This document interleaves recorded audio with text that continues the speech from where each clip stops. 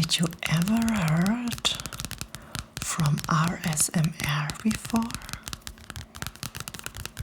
No? Okay, and if yes, let me explain again. RSMR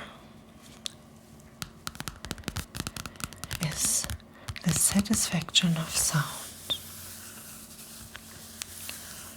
All from us have sounds who trigger us. From all of us, they are sometimes different. I get triggered when I walk through the autumn leaves on the ground. I get triggered as well from the smell of the wood, of the forest, or of the rain. But on YouTube, it is not about the smell. On YouTube, I can trigger you with the sound you hear through your big boxes on the computer or through your headphones. No matter where you are, I will try the best to make you calm and show you the satisfaction of sound.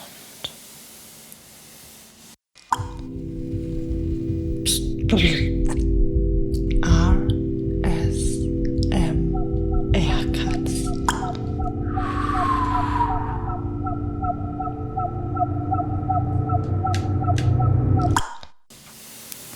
My name is Katz.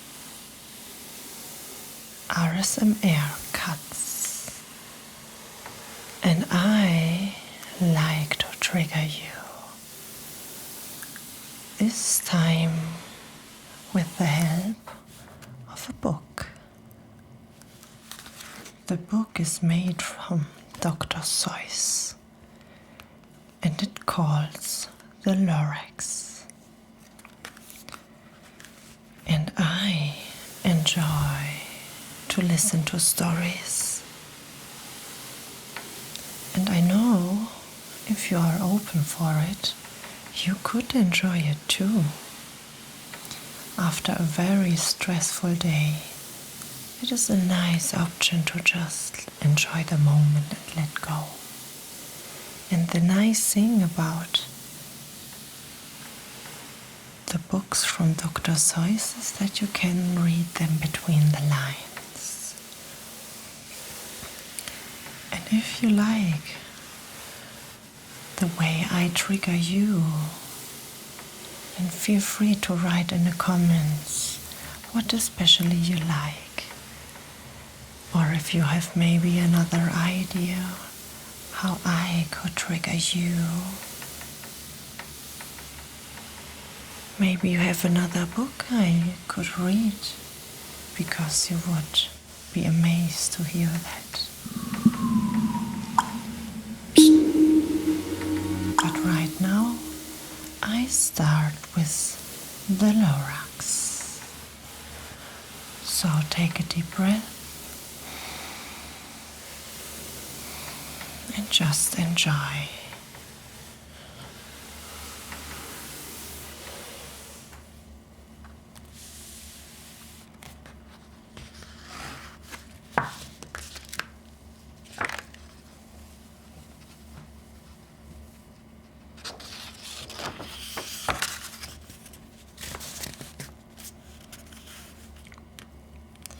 At the far end of town, where the grickle grass grows, and the wind smells slow and sour when it blows, and no birds ever sing expecting old crows, is the street of the lifted lorax.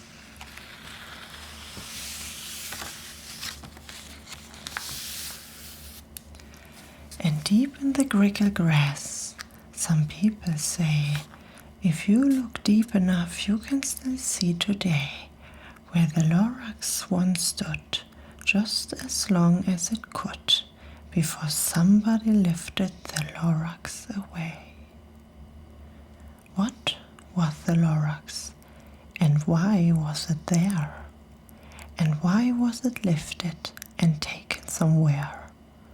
From the far end of town where the crickle grass grows, the old one still lives here. Ask him, he knows. You won't see the Wonsler. Don't knock at this door. He stays in his lurkin on top of his store. He lurks in his lurkin, cold under the roof, where he makes his own clothes out of muffled move. And on special dank midnights in August he peeks out of the shutters, and sometimes he speaks and tells how the lorax was lifted away. He will tell you perhaps if you are willing to pay.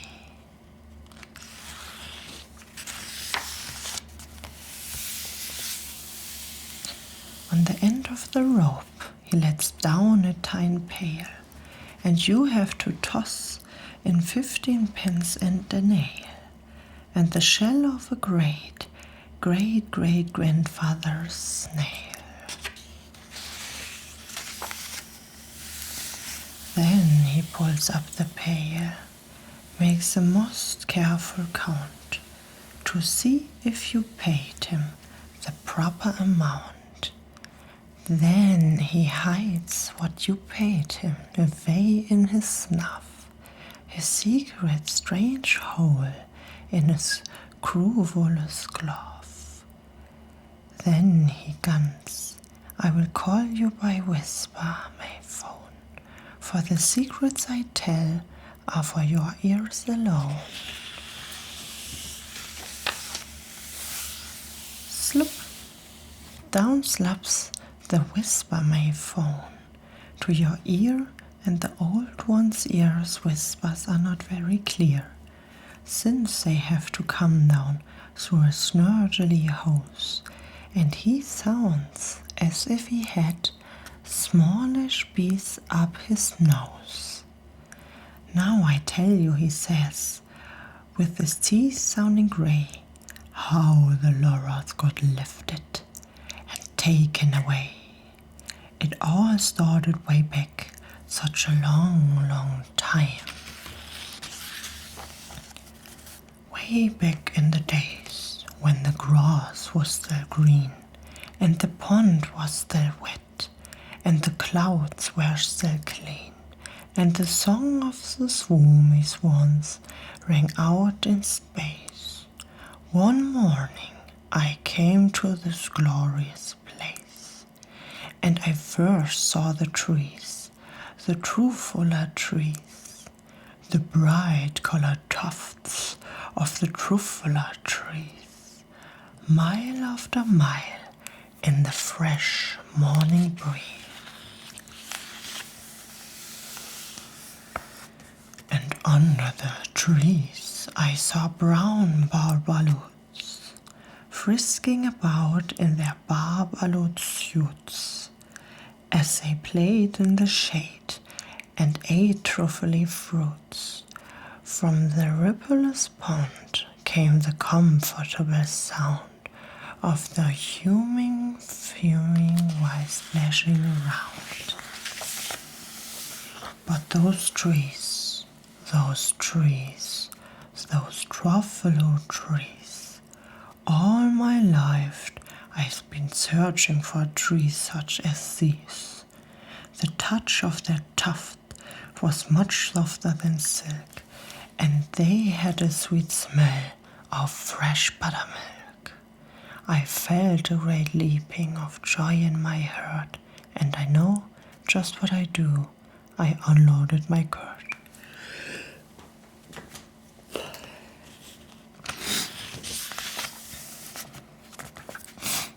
In no time at all, I had built a small shop, Then I chopped down a truffula tree with one chop, and with great skills and with great speedy speed, I took the soft tuff and I knitted it neat. The instant it fishnet, I heard a gazump. I looked, I saw something pop out the stump of the tree I chopped down. It was sort of a man. Describe him? That's hard. I don't know if I can. He was shortish and oldish, and brownish and mossy, and he spoke with a voice that was sharpish and bossy. Mister, he said, I saw just these knees. I am the lorax, I speak for the trees. I speak for the trees have no tongues. And I'm asking you, sir, at the top of my lungs. He was very upset. He shouted and puffed. What that thing you made out of my truffula tuft? Look, lorax, I said, there's no cause for alarm. I chopped just one tree. I'm doing no harm. I'm being quite useful. This thing is as neat. As neat is a fine something that all people need. It's a shirt, it's a sock, it's a glove, it's a hat. But it has other uses. Yes, far beyond that. You can use it for carpets, for pillows, for sheets, or curtains or covers for bicycle seats. The lorax said, Sir, you're crazy with greed. There is no one on earth who would buy that fooled need.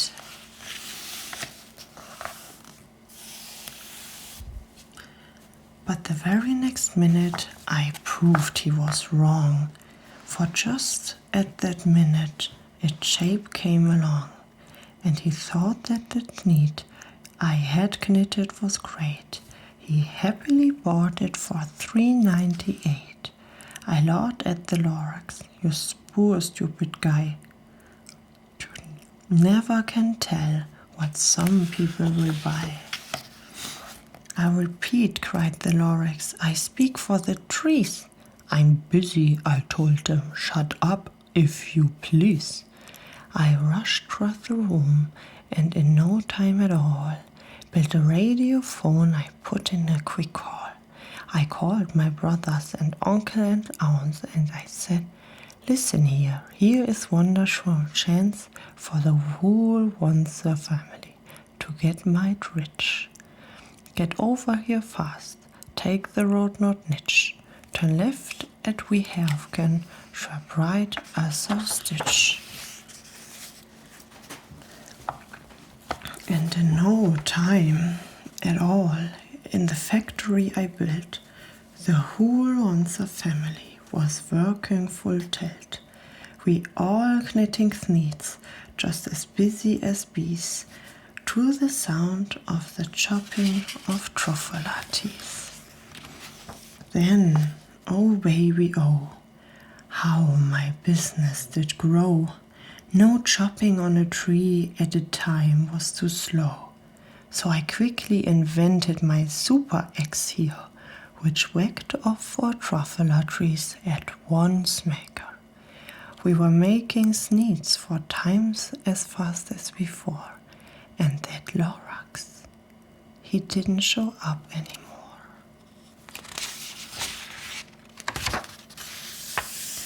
But the next week he knocked on my new office door. He snapped, I'm the lorax, who speaks for the trees, which you seem to be chopping as fast as you please. But I'm also in charge of the brown babaloots, who played in the shade in their babaloot suits, and happily lived eating truffula fruits. Now, thanks to your hacking my trees to the ground, there's not enough truffula fruits to go around. And my poor babaloots are all getting the grummies, because they have gas and no food in their tummies. They loved living here, but I can't let them stay. They all have to find food, and I hope that they may. Good luck, boys, he cried, and she sent them away. I, the once love, felt sad as I watched them all go. But business is business, and business must grow, regardless of crummies and tummies, you know. I meant no harm, I most truly did not, but I had to grow bigger, so bigger I got. I biggered my factory, I biggered my roads, I biggered my wagons, I biggered the loads. Of the sneaks I shipped out, I was shipping them forth to the south, to the east, to the west, to the north. I went right on beginner, selling more sneaks, and I biggered my money, which everyone needs.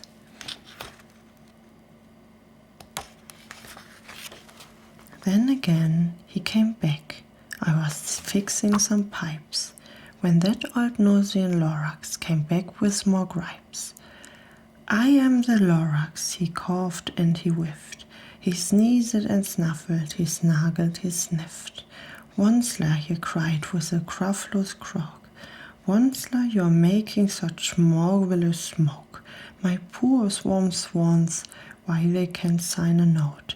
No one can sing who has smoke in their throat. And so, said the lorax, please pardon my cough. They cannot live here, so I'm sending them off. Where will they go? I don't hopefully know. They may have to fly for a month or a year to escape from the smog you've smuggled up around here. What's more, snapped the lorax, his thunder was up. Let me say a few words about globbery glub. Your mushroom shucks, one day on night without stop, making gloppity glop, also shoppity schlop. And what do you with this leftover go? I show you, you dirty old Onceler man, you. You are glumping the pond where the humming fish humed. No more can they hum, for their gills are gloomed. So I'm sending them off. Oh, the future is dreary. They walk on their fins and get awfully weary, in search of some water that isn't so smerry. I hear things are just as bad up in Lake Erie. And then I got mad. I got terrible mad. I yelled at the lorax, no listen here, Dad. All you do is yap yap and say, bad, bad, bad. Well, I have my rights, sir, and I'm telling you, I intend to go on doing just what I do. And for your information, your lorax, I'm figuring and biggering, and biggering and biggering and biggering, turning more truffula trees into sneeds, which everyone needs. And at that very moment we heard a loud whack. From outside in the fields came a sickening smack of an axe on a tree. Then we heard the free fall, the very last truffula tree of them all. No more trees, no more sneeze, no more work to be done. So in no time among uncles and aunts, everyone all waved me goodbye. They jumped into my cars and drove away under the smoke-smuggled stairs. Now all that was left neath the bad-smelling sky was my big empty factory, the lorax and I. The lorax said nothing, just gave me a glance, just gave me a very sad backward glance, as he lifted himself by the seat of his pants. And I never forget the grim look on his face when he hoisted himself and took leave of his place, through all hole in the smock, without leaving a trace. And all that the lorax left here in this mess was a small pile of rocks with the one word unless. Whatever that meant, well, I just couldn't guess. That was long, long ago. But each day since that day, I've sat here and worried away. Through the years while my buildings have fallen apart, I've worried about it with all of my heart. But now, says the Onceler, now that you are here, the word of the lorax seems perfectly clear. Unless someone like you cares a whole awful lot, nothing is going to get better. It's not. So catch, calls the Onceler. He let something fall. It's a truffle seed. It's the last one of all. You're in charge of the last of the truffler seed, and truffler trees are what everyone needs. Plant a new truffler, treat it with care.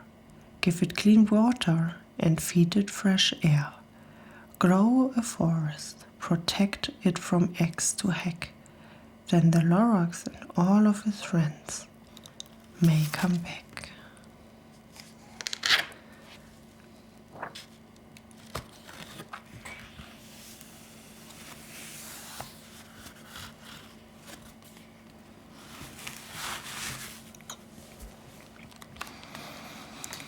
I have goosebumps, that can I tell you for sure. Dr. Seuss told in this book a very intense message, and I hope that you out there got this. If you want more stories, more RSMR satisfaction, then feel free to follow me. My name is RSMR Katz, and every Wednesday and Sunday I will be uploading a new RSMR video clip. So click the notification bell, subscribe for my channel, and help me to grow here on YouTube. And together we go through the intensity of sound.